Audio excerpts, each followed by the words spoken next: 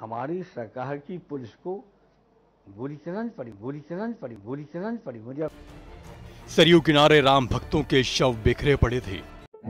नमस्कार सभी को। आज एक बहुत जरूरी बात करने आप सबके सामने आए। जब भी क्षत्रिय राजपूत अपने इतिहास, अपने लोगों के बारे में बात करता है, बताता है, तो जातिवाद याद आने लग जाता है। किन्हीं महापुरुषों की कथाएं गाथाएं सुनाने लग जाए, बताने लग जाए, तो सबको जातिवाद सुनाई देता है। और जातिवाद के सबसे बड़े ठेकेदार, मैं पूरी जाति को नहीं बोलूंगा, लेकिन जो जातिवाद के नाम पर जो ठेकेदार अपने सत्ता चलाते हैं, अपनी पॉलिटिक्स चलाते हैं, उन पर कोई ध्यान नहीं देता। जब एक जाति अपने नाम की रेजिमेंट मांगने के लिए राज्यसभा, लोकसभा में आवाज उठाती है, तब जातिवाद नहीं होता। वैसे हिंदू संगठन, हिंदुत्व की बात की जाती है। जब आजम खान जैसे लोगों को अपने घर में फूफा बुलाना, उनको खाना पिलाना होता है, तब हिंदुत्व याद नहीं आता इन अहीरों को। अब ये अहीर, मुलायम अहीर, जो मुलायम यादव के नाम से भी जाना जाता है, ये इंसान जब लाखों संघियों पर गोली चलवा देता है, तब जातिवाद और हिंदूवाद याद नहीं आता इन लोगों को। एक जाति सड़क पर उतर के पटरियां उखाड़ती है आरक्षण की भीख मांगने के लिए, तब जातिवाद याद नहीं आता।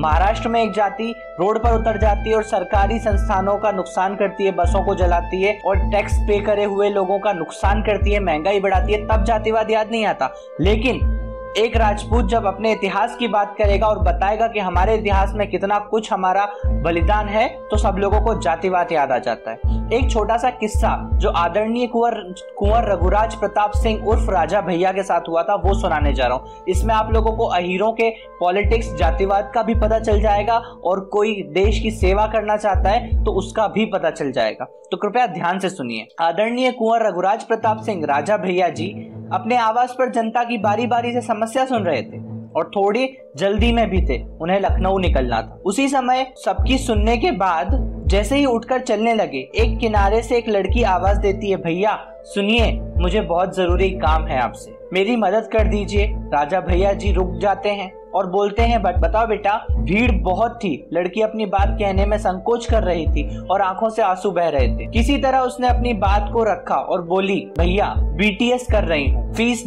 नहीं जमा कर पाई हूँ, कॉलेज से निकाल दिए हैं। यह सुनते ही माननीय राजा भैया जी कॉलेज के मैनेजर को फोन करते हैं और बोलते हैं, लड़की का दाखिला लो, मैं फीस भिजवा रहा हूँ। आज के बाद इस लड़की से फीस नहीं मांगोगे। यह मेरा नंबर है, जब भी फीस का टाइम आए मुझसे कॉल कर देना। राजा भैया जी लड़की से पूछते हैं, कितनी फीस बाकी है? लड़की ने कहा 55,000। राजा भैया जी ने अपने PRO अजीत जी को बोल के उनके 55,000 लाके दे दो। अजीत जी ने तुरंत पैसा लाकर दिया। लड़की रो रही थी। राजा भैया जी ने पूछा, और कोई दिक्कत तो नहीं? लड़की ने कहा, नहीं भैया। फिर उस लड़की ने अपना पूरा नाम बताया और उसका उपनाम था यादव, यानी कि वो अहीर जाति से आती। बोली पूर्व मंत्री के पास भी गई थी, तो वो बोले कल आना। जब जाती थी तब यही कहते थे कि कल आना, फिर कल आना। फिर कल जाती थी, उनका गार्ड कहता था मंत्री जी नहीं है। मम्मी पापा बहुत परेशान थे। मम्मी बोली, राजा भैया के पास जाओ। पापा कहे कि कैसे जाऊं, मैं उनको वोट नहीं देता। यह कहकर जोर जोर से रोने लगी। माननीय राजा भैया जी ने उस लड़की को चुप कराया और पानी पिलाया और कहे, बेटा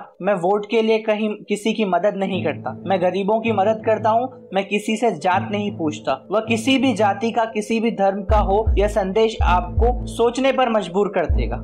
ये बहुत हैरानी भी होगी, कॉलेज का मैनेजर यादव, लड़की यादव, पूर्व मंत्री यादव, फिर भी लड़की को कॉलेज से बाहर कर दिया गया। ये जाति सिर्फ वोट के लिए होती है, मदद के लिए नहीं। आप सबका जवाब अवश्य चाहूंगा कमेंट बॉक्स में। इसके अलावा ये तो सिर्फ आदरणीय राजा भैया की बात है, ऐसे इतिहास में कई वीर महापुरुष हुए, और मैं ये नहीं कह रहा कि सिर्फ राजपूत जाति में या क्षत्रिय जाति में ही हुए हैं। कई और जातियों में महापुरुष हुए हैं जिन्होंने अपनी सत्ता, अपने मतलब के लिए नहीं बल्कि लोगों की मदद करने के लिए अपना पूरा जीवन दान दे दिया। हाँ, मैं थोड़ा सा सेल्फिश जरूर हो जाऊंगा कहने में कि आप इतिहास उठा के देख लो तो ज्यादातर आपको ऐसे महान राजा महाराजा मिल जाएंगे जिन्होंने अपना जीवन दान दे दिया था। राजा हरिश्चंद्र ने शूद्र का काम भी किया था।